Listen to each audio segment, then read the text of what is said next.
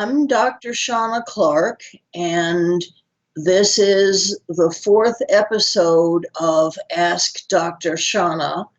Um, if you have a question for me, you can go on my website, which is Doctor, D-O-C-T-O-R, Shana, S-H-A-N-A, .net, and type in a question, and I will answer in the following show.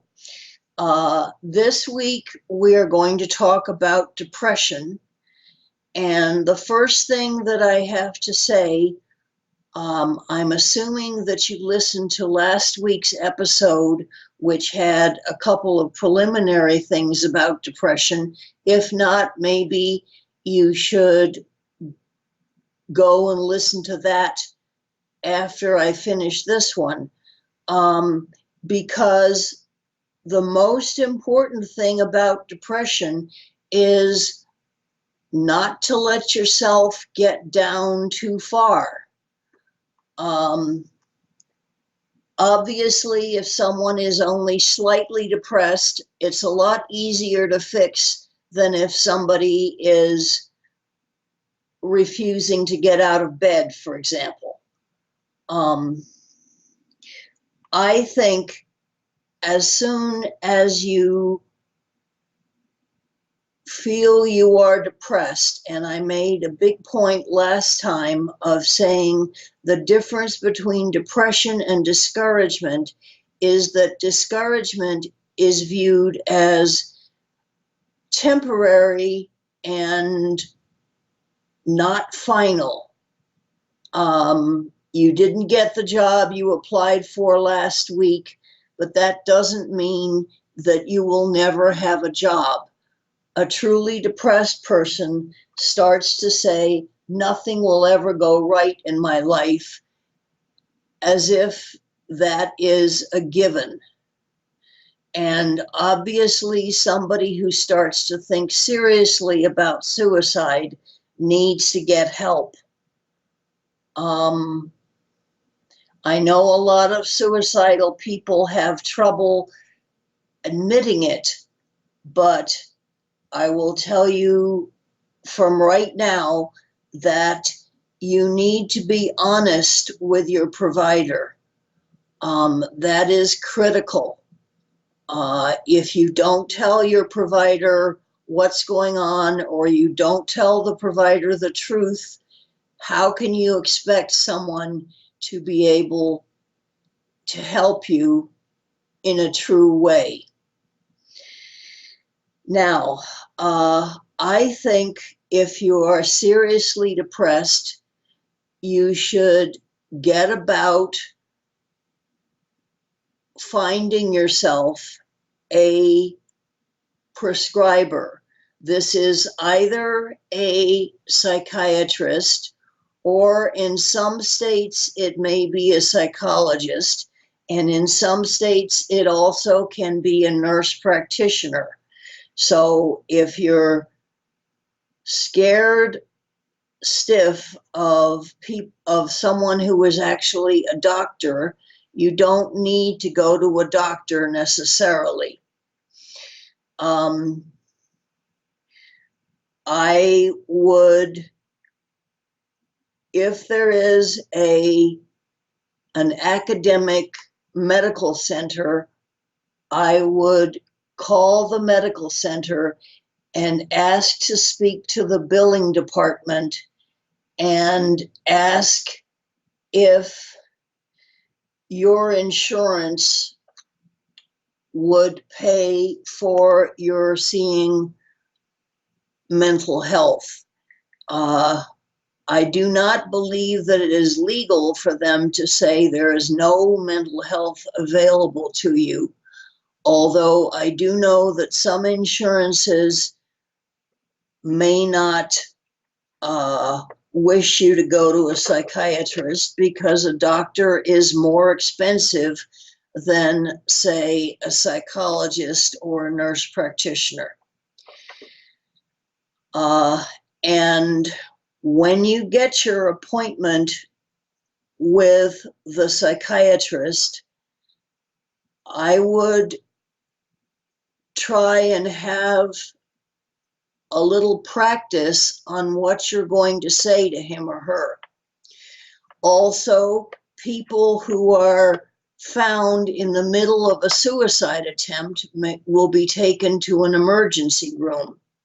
Now, an emergency room copes with the immediate problem, which from their point of view is to admit to a hospital or not to admit. And then if they decide that you need to be admitted, the question is to find a hospital bed. In other words, if they don't have a psych ward themselves, they're going to have to call the places that do and present your case and wait until someone accepts you. Now, that may take many hours. So if you do have a mental health provider already, it's much easier to call them, speak if necessary to their answering service, and explain to them that you are very depressed, and explain in terms of things you cannot do right now. If it was very difficult to get out of bed this morning, that's a good one.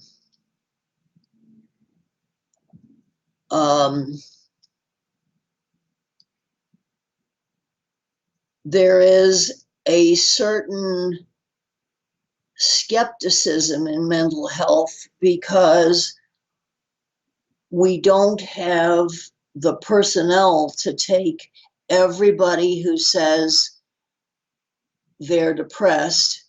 We have to have proof that this is one of the really depressed people who needs to be seen by mental health. And last time I talked about the difference between depression and discouragement, and many people say they're depressed when actually they're blue because of bad news, but they're not really what we would consider depressed. They're just bummed out temporarily, which may be for an hour or two or maybe a day, but they don't see it as lasting their whole lives. If you get an appointment with a provider, as I said, I think you should practice what you're going to say to him or her, because an awful lot of people, when they first approach a psychiatrist, will talk about all kinds of things, how Aunt Priscilla and Aunt Gertrude don't get along, or the latest thing they heard about climate change on the radio, or things that have nothing to do with their experience of depression in the past and their experience presently. The big thing about depression is to push away the idea that your lack of whatever it is you're wanting is not a permanent thing. Okay, you didn't get the apartment you wanted, so you still have to look for housing, but your looking phase will come to an end. You sort of have to have almost like a religious faith that things are going to get better. even if you don't have evidence to back that up, such as an appointment to see another apartment the next day or something like that. You have to believe that things are going to get better. Everybody's life has good moments and bad moments. The wheel of fortune turns, and if you're on top, enjoy it, uh, revel in it, but don't count on that it's going to stay that way, because there is nothing so constant in human existence as change. Change always comes about, whether from your doing or somebody you know or somebody in China, that you've never heard of, makes a decision which affects your life. But the main thing about depression is to not give into it. You think that nothing is going to get better, but you have to just tell yourself that is the bamboozlement, the fooling, the kidding, that depression is working on you. I went over last time, when you start to get depressed, do something you enjoy, whether it's a hobby, listening to music, calling a friend. Do something that will get you involved in the present and not thinking about what happened yesterday or last week, and not wallowing in depressive thinking. This is something that one can become more adept at as time goes on. As I've mentioned in previous shows, I fell ill with what turned out to be bipolar disorder, though it wasn't correctly diagnosed until my fourth hospitalization, which was average for that time period. And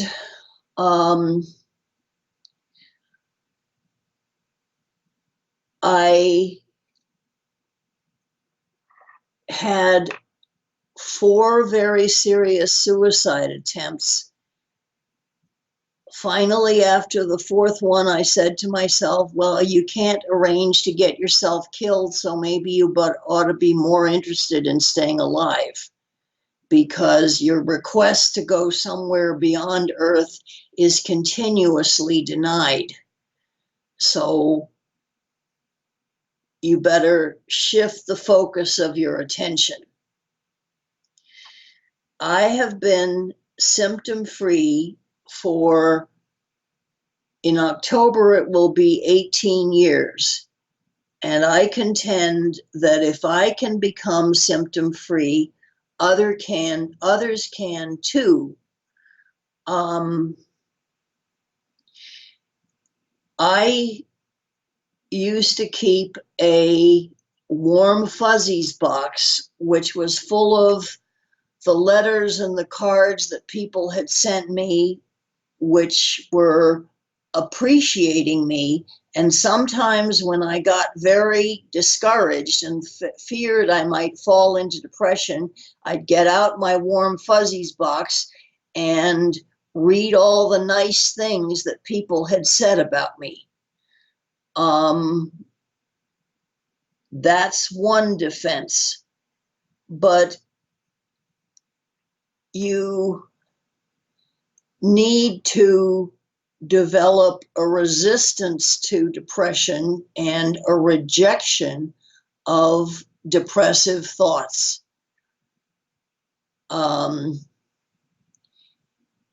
It is just as phony to say you will never succeed as it would be phony to say you're going to be world famous tomorrow.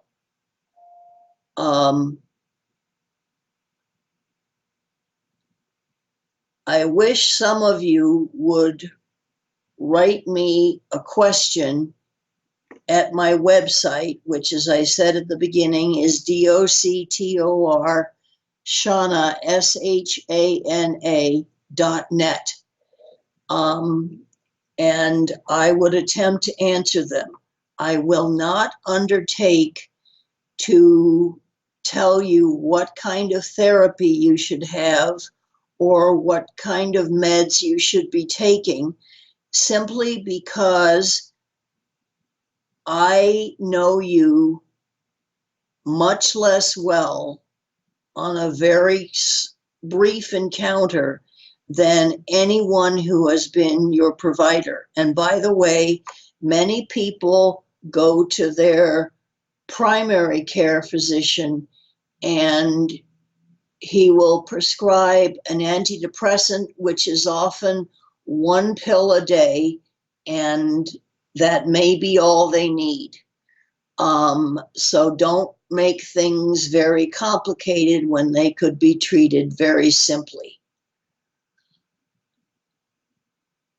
Okay, that's it for today. And I hope that I will have a communication from some of you. If you do write a comment to me, I would appreciate your first name and the first initial of your last name in case there's more than one person with your first name who writes in the same week. And I will honestly answer the question you pose. Okay, so I'll see you next week. Bye-bye.